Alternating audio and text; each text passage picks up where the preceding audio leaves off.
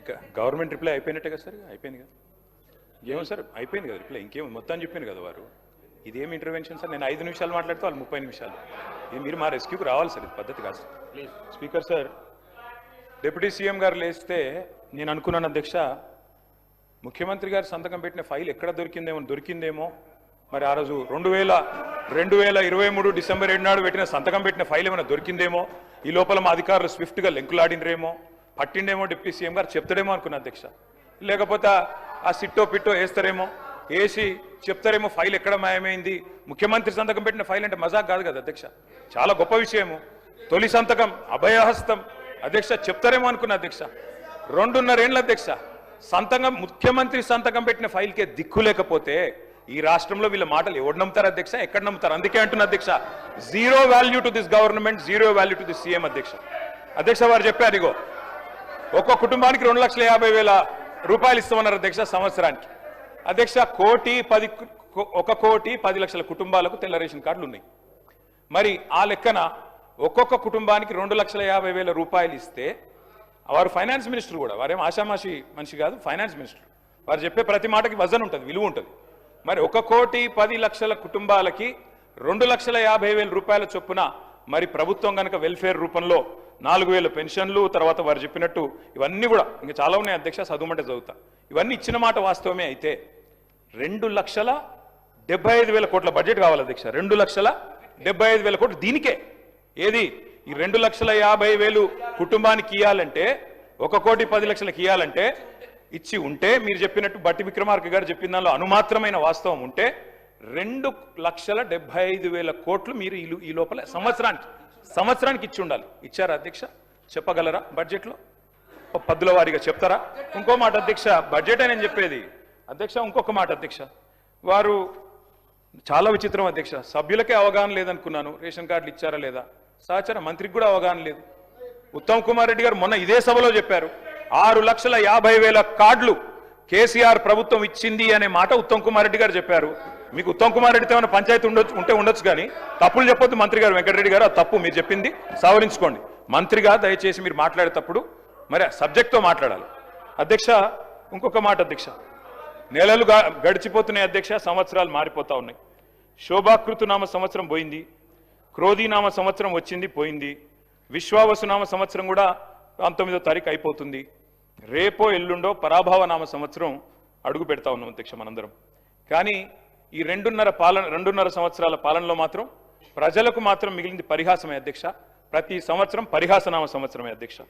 ఉగాదులు వస్తున్నాయి పోతున్నాయి, కానీ ఊరించి ఓట్లు వేయించుకున్న గ్యారంటీలు మాత్రం ఇంటికి రావడం లేదు అధ్యక్ష. గవర్నర్ గారు ప్రసంగం మొత్తం విన్నాం అధ్యక్ష, పొరపాటున కూడా గ్యారంటీ అన్న మాట లేదు, పొరపాటున కూడా డిక్లరేషన్ అన్న మాట కూడా రాకుండా చాలా జాగ్రత్త పడ్డారు అధ్యక్ష. అధ్యక్ష 3వ బడ్జెట్ ఎల్లుండి 20వ తారీఖు ప్రవేశపెట్టబోతా ఉన్నారు. ఇక మిగిలింది ఒక్క పూర్తి బడ్జెట్ అధ్యక్ష. లాస్ట్ ఎన్నికల సంవత్సరం బడ్జెట్ అది ఎట్లాగూ లెక్కలోకి రాదు. అర్ధ భాగం అయిపోయింది అధ్యక్ష గవర్నమెంట్.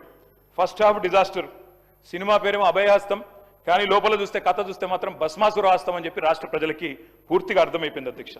అధ్యక్ష 3 ముక్కల్లో ఈ 2.5 సంవత్సరాల పరిపాలన గురించి చెప్పాలి అంటే, ఎగ్గొట్టు, కూలగొట్టు, చెడగొట్టు.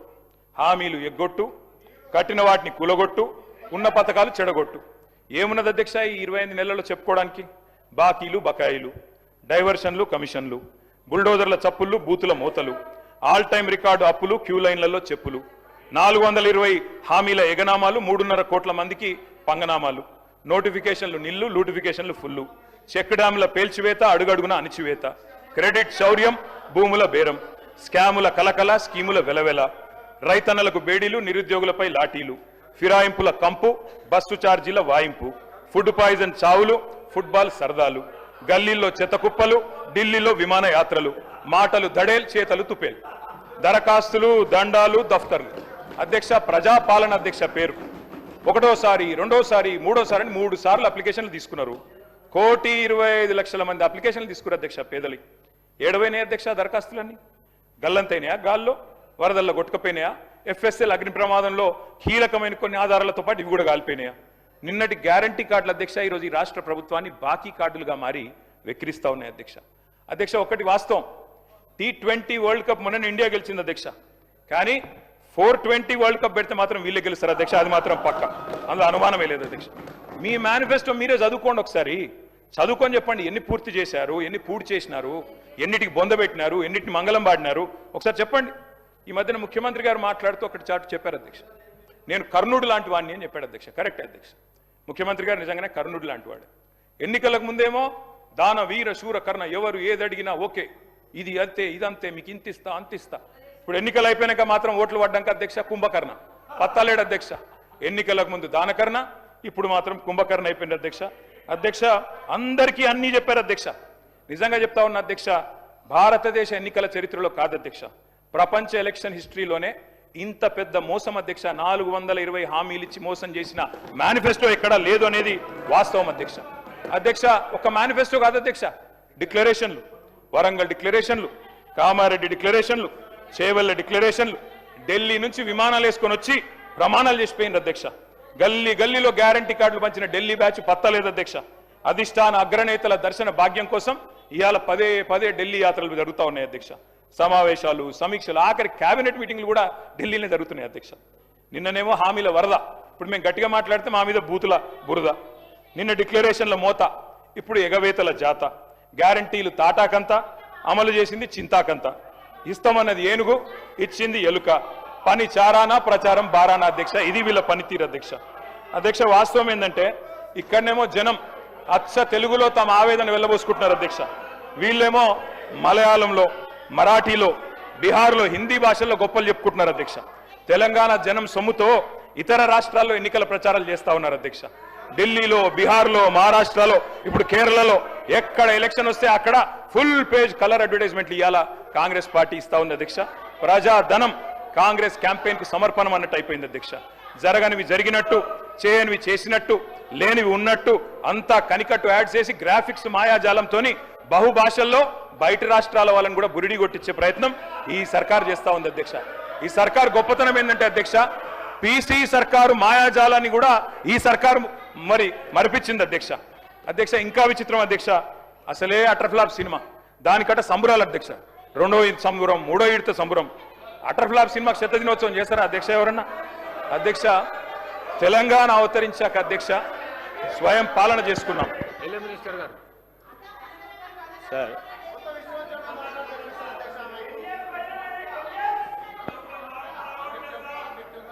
సార్ కేటీఆర్ గారు గవర్నర్ గారి ప్రసంగంపై మోషన్ ఆఫ్ థ్యాంక్స్లో అంతా కూడా పూర్తి స్థాయిలో చదువుకొని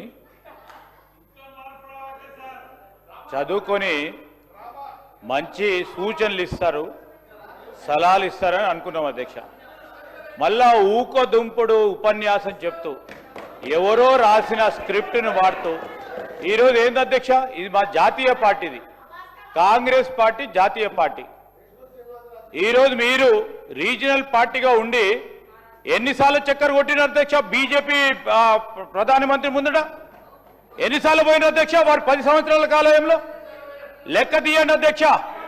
ఈరోజు మా జాతీయ పార్టీ, మా అధిష్టానం కాంగ్రెస్ పార్టీది. ఢిల్లీ నుంచి రాజకీయం ఉంటుంది, ఢిల్లీకి ఎన్ని మార్లైనా వెళ్తాం. అదేవిధంగా రాష్ట్ర ప్రయోజనాల గురించి ఎన్ని మార్లైనా ప్రధానమంత్రితో కలుస్తాం, మంత్రులతో కలుస్తాం, చూపెడతా ఉన్నాం ఫలితాలు. మీలాగా పోయి ప్రభుత్వాన్ని కాపాడుకునే ప్రయత్నం చేయలే. ఈ రోజు కూడా చెప్తా ఉన్నాం అధ్యక్ష, ఈ రోజు వారు చెప్తా ఉన్నారు ఎన్ని మార్లు పోతారని. ఎవరు రాష్ట్ర ప్రయోజనాల గురించి పోద్దా అధ్యక్ష? రాష్ట్ర ప్రయోజనాల గురించి పోద్దంటారా చెప్పండి అధ్యక్ష. ఇక్కడే ఉండమంటారా అధ్యక్ష? జిద్దు రాజకీయం చేయమంటారా అధ్యక్ష? ఈ రోజు మేము తల ఒగ్గైనా రాష్ట్ర ప్రజలకు సంబంధించిన అభివృద్ధి సంక్షేమం విషయంలో ఢిల్లీకి వెళ్తాం, తప్పకుండా నిధులు తీసుకొచ్చే ప్రయత్నం చేస్తాం. వారు ఇస్తారు ఇయ్యరు, బీజేపీ ప్రధానమంత్రి గారు కానీ వారి మంత్రులు కానీ.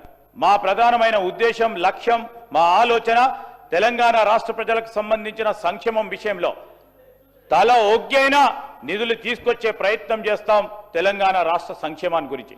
దయచేసి చెప్తా ఉన్నాను, ఈరోజు కేటీఆర్ గారు అనుభవజ్ఞులైన మంత్రిగా పనిచేసినారు. అపోజిషన్లో ఉండి సత్యదూరమైన మాట్లాడితే బయట వాస్తవాలు మాట్లాడితే ఒప్పుకుంటాం అధ్యక్ష. ఈరోజు మీరు ఫ్లాప్ అయిన సినిమా అంటున్నారు. ఫ్లాప్ అయింది 2023లో, ఫ్లాప్ అయింది మీరు. సరే ఫ్లాప్ అయింది అనుకోవచ్చు, సినిమాలు అప్పుడప్పుడు ఫ్లాప్ అయితే అనుకోవచ్చు. మళ్ళా సర్పంచ్ ఎన్నికలు అయితే దాంట్లో ఫ్లాప్ అయినరు, మళ్ళా మున్సిపల్ ఎన్నికలు అయితే దాంట్లో ఫ్లాప్ అయినరు, పార్లమెంట్ ఎలక్షన్లో పూర్తి స్థాయిలో ఫ్లాప్ అయినరు. ఇంకా ఎన్నిసార్లు ఫ్లాప్ అయినాక మమ్మల్ని ఫ్లాప్ అంటారు ఏంటో అధ్యక్ష? ఏందో అధ్యక్ష, మీరు ఏదైనా వాస్తవాలు ఉంటే మాట్లాడండి. మా గౌరవ సహచరులు కానీ మేము కానీ మీకున్న అనుభవాల రీత్యా మీరు ఏదైనా మంచి సూచనలు ఇచ్చే రాసుకోవడానికి మళ్ళా తిరిగి దాంట్లో పెట్టడానికి ప్రయత్నం చేస్తాను తప్ప ఇక చెప్పేదే చెప్పుకుంటూ ఇంటున్నారని ఏదైనా తిట్టుకుంటూ పోతుంటే అధ్యక్ష మేము ఓపికతోనే వింటా ఉన్నాం.